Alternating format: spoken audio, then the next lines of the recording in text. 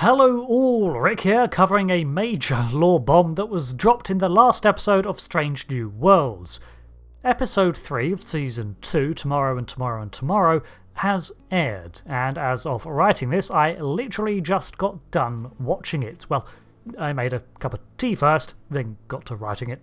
One line caught my attention, and sort of gives a soft confirmation, or at least draws attention to the continuity of Star Trek as a whole. Spoilers ahead for that episode because I need to discuss these potential ramifications in full. The situation is that Khan Noonien Singh is sent back in time by a temporal agent to prevent the assassination of Khan in 2022, thus preserving the formation of the United Earth in the aftermath of World War III. These dates already contradicted the original history of Khan and the Eugenics Wars, as mentioned in the original Star Trek episode Space Seed, where research into Khan's history revealed him to be a despot from 1992 to 96. This was the formation of Khan's empire over 1/4 of the globe, and the whole reason for the Federation's reluctance to pursue genetic augmentation in its later years. Captain Pike has since confirmed on screen that the Eugenics Wars basically bled into the Third World War, as he lectured in the first episode of Strange New Worlds. Now, originally, I, and many others, had waved away this change as an actual retcon of events because, quite simply, 1992 has been and gone, and it would be a little strange to keep referring to this grandiose event in the history of Earth that hasn't happened. So they changed it to be a unconfirmed time in the late 21st century. Still, it represented a retcon of the lore. So, on La'an's mission, she encounters the assassin, a Romulan temporal agent who seems to be operating from an unknown time but has awareness of the temporal war. Her mission is basically to slow down the progress made by humans in order to stall the formation of the Federation, Starfleet, and weaken the overall state of the UFP. Honestly, the exact kind of interference that the time agencies and temporal accords were created to stop. However, a throwaway line of dialogue from the Romulan agent immediately caught my attention, and that was all of this was supposed to happen in 1992. And that she has been trying for 30 years to forestall mankind's technological development.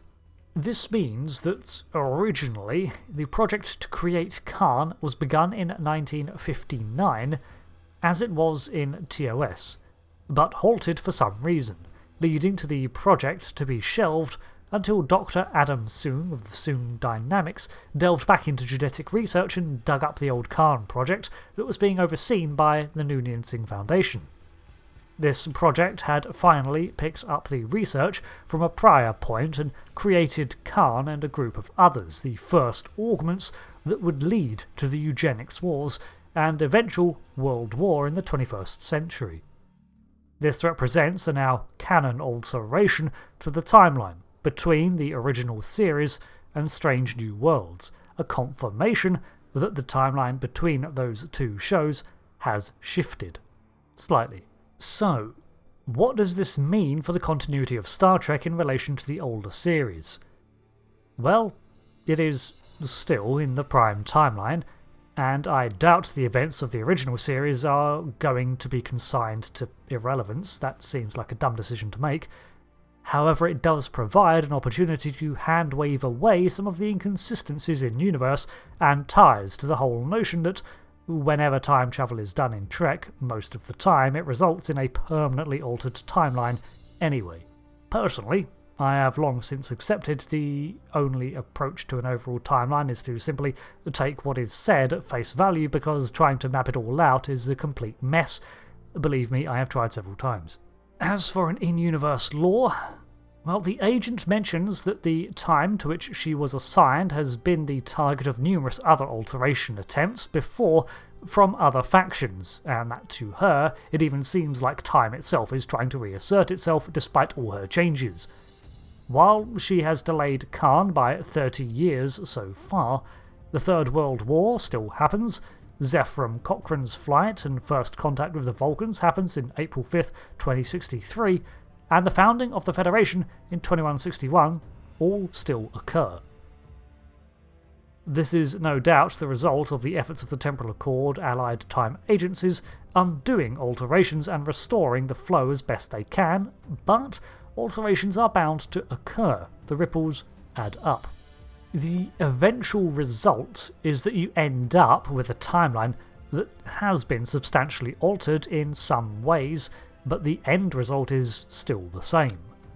Ultimately, there needs to be a eugenics crisis of some sort involving Khan to maintain the continuity of the Federation, and this was preserved. So, can you now technically say for sure that the original series takes place in a different continuity? Yes. Also valid is the approach that the TOS series would unfold as it did anyway in the continuity of Strange New Worlds, because why would you want to overwrite what came before? Alternatively, if you want to get super literal about it, you can say that the episode of Space Seed takes place before an alteration was made, as that is the only episode that references this 1992 date, I think, despite background info. On a personal level, this does not change how I approach Star Trek. The Prime Timeline is still the Prime Timeline, and events shown in the shows still unfold pretty much as is. For support of this, just see any of the other previous times that Star Trek did something similar. The Gabriel Bell riots in 2024 being one example I can think of, where Bell existed but ended up being replaced by Sisko. While the overall timeline was preserved, it represented a change between a timeline where Bell lived and a timeline where Sisko impersonated Bell. This is the same thing, just on a bigger scale. So, the discussion of whether X series is in continuity with Y is kind of irrelevant, although fun. I instead would ask a different question.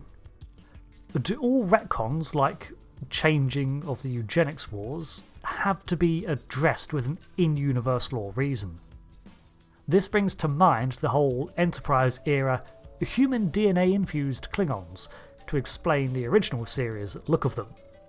Whereas if that was never drawn attention to in the shows, it would have been simply ignored as a limitation of the 60s. For example, I don't need a temporal incident explaining why the dates of the Cardassian Federation border wars are so hard to pin down, or another story explaining why the Discovery-era Klingons look so different. I'm happy to chalk that up to just plot convenience and design choices. Saying that, I really do appreciate it when Trek attempts to tidy up its lore too, so I'm in two minds about this. The line about the original fate of Khan being displaced was also delivered in such a way that it could simply be there as an Easter egg or reference to TOS, but even then it was still brought up in canon. Again, like Worf's remarks as to the Klingons looking different between eras. A reference, but affirming a change in universe. So, there we go. I thought I should cover this reveal in the lore and give my take on it. I've been Rick, and I'll see you next time for another lore video. Thanks again, and goodbye.